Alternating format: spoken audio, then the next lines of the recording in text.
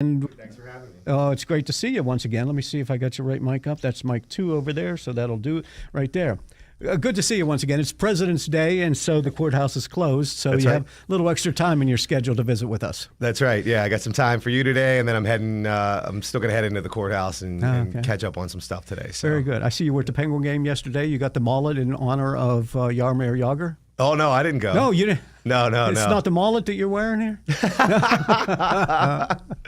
I watched the, and in fact, I'm admittedly not the biggest hockey fan. I'm more, Steelers, Pirates guy. Yeah. I mean, I still like the Penguins, but I did watch the highlights of it. It was really nice that they honored him and he came Very back nice. to retire. Yeah, here, he looked happy to be here too. Yeah.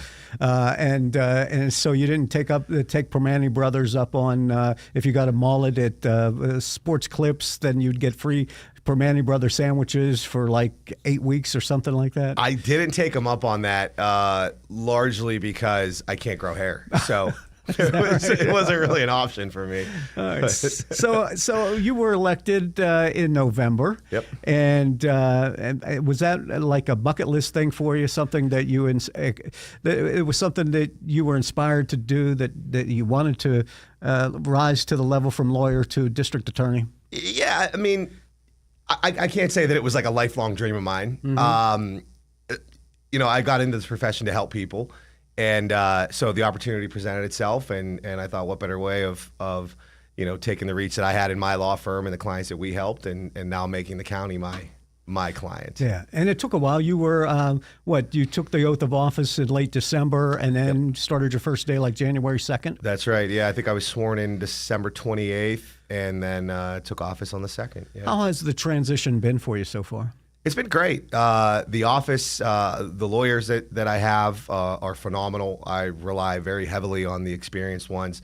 They've been doing this for, 15 years, some of them, and there's not too much they haven't seen. So I take a lot of counsel with them, make sure I'm making the right decisions. I mean, of course, it's my call, but I have a little committee there that I formed, and I consult with them on just about everything. So a lot of times when offices change after an election, there tends to be some turmoil or turnover. Sure. I haven't read anything about Nate Bible came in and he cleaned house, got rid of everybody. That's right, I haven't. I'm a big union guy. The attorney's office, the detective's office are all union employees. I didn't want to come in and clean house. So thankfully, the attorneys in that office supported me throughout the election. So it was a very nice, smooth transition with them. I did have one detective leave, Dan Viscuso, who was elected magistrate in New Brighton. So I did have that spot to fill. And I hired a guy named Richie Genevito. He's a Brighton Township police officer.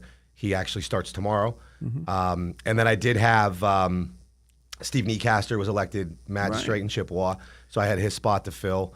And then I did have one attorney leave the office to go to the public defender's office. Mm-hmm. So I did have a few spots to fill, but I didn't force anybody out. In fact, I asked them all to stay. Yeah. That's pretty interesting that you say that you had the support of the lawyers in the office, because I'm thinking, well, that might have been uncomfortable the last couple of months of 2023. I'm sure it was very uncomfortable. Yeah. And a lot of them, I mean, not so much outward support, because I mean, they still, in the end of the day, if I don't win, they still they have to secure their jobs and work there. But a few of the attorneys in the office signed my petition to get me to run, and certainly behind the scenes and getting the support from their family, helping out with me getting law enforcement endorsements. So they were happy, to say the least, with the change. So yeah, very good. And you have found you're comfortable there. It's been about 6 weeks. Yeah. Yeah, I've loved every second of it so far. I mean, there's been certainly some challenges that have come up. It's more or less what I expected. A little bit more. Funny enough, the most challenging part so far has really been managing the people. Keeping. I'm an attorney. At the end of the day, the office is not just lawyers; it's detectives, it's victim witness. Mm-hmm. We have a great group of secretaries there, but sort of balancing all the personalities, trying to keep everybody happy in the office. Also, law enforcement doesn't work for me, but we work hand in hand together. So, kind of managing those personalities with my office, and that's honestly been the biggest challenge so far. Yeah. And it's interesting. Walk us through that, because once you get into office and you're getting settled in, do you have to meet with all these detectives and say, bring me up to speed on the cases you're working on? I did. Actually, I guess 2 days after the election, I met with Mr. Lozier. He encouraged me to, meet with all the ADAs, meet with all the detectives. And I knew all the ADAs pretty well from practicing in Beaver County for a while. But the detectives, that side of the office I didn't know as well. So I met with everybody, tried to have a smooth transition. A lot of the detectives work hand in hand with the DAs on different cases. So the ADAs were all aware of what's going on. And it's taken a while to bring me up to speed on all the cases. But it, admittedly, I'm still trying to figure out kind of the detective side of it and how to best utilize those 8 individuals. Now, when you were a practicing attorney, obviously, you were working against those people in the district attorney's office. That's right. The cases you were trying to fight for this person's right, and they were trying to prosecute your client. Yeah, so I mean, in my private practice, we didn't do a ton of criminal defense work. It was largely just DUIs and small offenses. We did mostly estate work and civil stuff, real estate. But I did work part-time as a public defender for 5 years. So, and that is exactly what you're talking about, where I was, I mean, working against them is one way of putting it. I remember when I started there, I still worked for a guy in town named Jim Law. And I had some reservations about it because there's times where it's not good people that you're representing. And one of the attorneys in that office, her name's B. Diaz Cawthons, told me, when you have those tough cases, you remember you're not defending that person, you're defending the Constitution, and you're defending their right to a fair trial. And as long as the police are doing their job, and as long as the DA's office does their job, you're pretty much just a watchdog to make sure that this person's rights aren't being violated. Yeah. And I thought about that a lot when I had those tough cases, because particularly when you're like, yeah, this isn't a great person. Yeah, right, because you see that, and everyone deserves a fair trial, Sure. right? Everybody's they have their right to their day in court. Yeah, and there's a lot of people that aren't bad people, and they made some bad mistakes, and I really advocated for those people in the public defender's office, and it's nice now being on this side. I have the ability to cut those people, a break and give them a second chance, rather than arguing with the ADAs about why they should take it easy on this person. I can look at that file and say, yeah, you know what, this is maybe a one-off for this person. It's kind of out of their character, and let's give them another shot. Yeah. So It's interesting because the public at large would say, how do you defend that creep? Yeah. We know what he did. It's laid out there, but That's right. it has to be proven in a court of law. That's exactly right. And, a lot of times when the evidence is heavy, we work out a plea deal.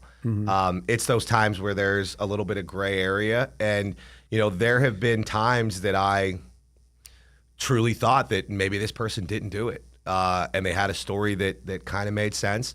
But at the end of the day, people take plea deals for a lot of different reasons.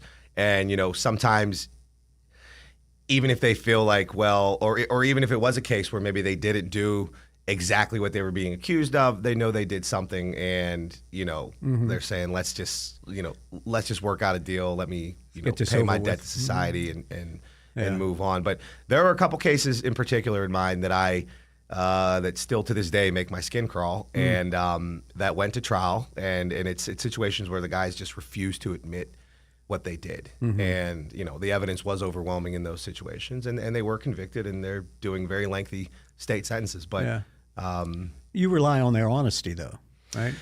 Yeah, which this might come as a shock to you, but sometimes they lie. No, nobody in jail right now behind bars is guilty of anything, are there? Yeah, right. But I guess as a defense attorney, it's not. It wasn't really my job to, for me to determine their guilt or innocence. I'm their advocate. I was their mouthpiece. I'm conveying the information that they want me to convey. Now, one of the most challenging parts of that job was convincing them sometimes that a plea deal is the way to go. When you're looking at, this is the evidence, this is what they're going to show, and it's up to you. And I always left it up to them. And I part of the reason I joined that office was to try cases. So I would always tell them, listen, I'm not afraid, of the courtroom. This is why I took this job.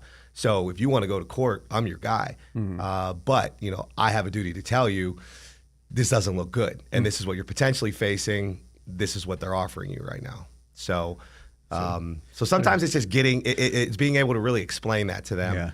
Yeah.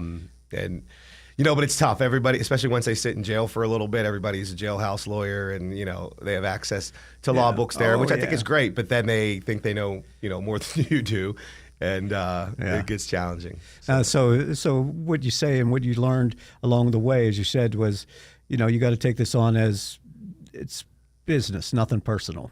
That's right. Yeah. With the opposite side, with the DAs or the prosecutors are coming in, just say, I got a job to do. I got to do this job. It's nothing personal. That's right. And the very interesting, I guess, the unique thing, I would say about the DA's office and being a prosecutor is, in any other civil area or even as a defense attorney, you are advocating for a client always. And it is, on the civil side, it's wins and losses, right? As a prosecutor, your duty is to justice. So it's not about winning the case, it's about doing what's right.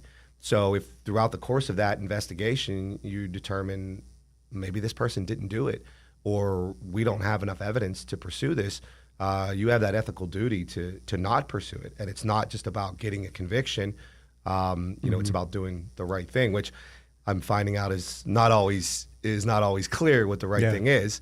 Right. But yeah, it's a very different way of approaching cases. What do you think? Because there's a portion of the public out there that says, you let these criminals run free. If you got a problem with this, blame the DA's office because they let them go. Yeah, and that's fair. It's fair to say when you're looking at it from an outside public perspective. There's a lot that goes into it. The first stages of the investigation. How well is that done? How strong of a case is built? A lot of times it comes down to witnesses, having them being cooperative, having them follow through with wanting to testify. And then a lot of times, in taking a plea, and I can tell you this from if a case goes to trial, you have a number of appeals that come from that go on for years and years and years. Whenever somebody takes a plea deal, the case is done. So there is a little bit of closure in that, and knowing that you have a guaranteed result. Very good. He is Nate Bible. He's Beaver County's district attorney. We're going to continue to talk with him. Maybe some cases that we can talk about, maybe some cold cases we can talk about, and he'll let us know whether he can say anything about them or not. But that'll be coming up after the news with Curtis Walsh. It is 8:30. News headlines and sports next with Curtis. Thanks, Mike. We can expect sunny skies today with a high near 40 degrees. It'll be mostly clear tonight, going down to a low of 21. Coming up at 9:05, we'll have details on President Joe Biden's visit to East Palestine and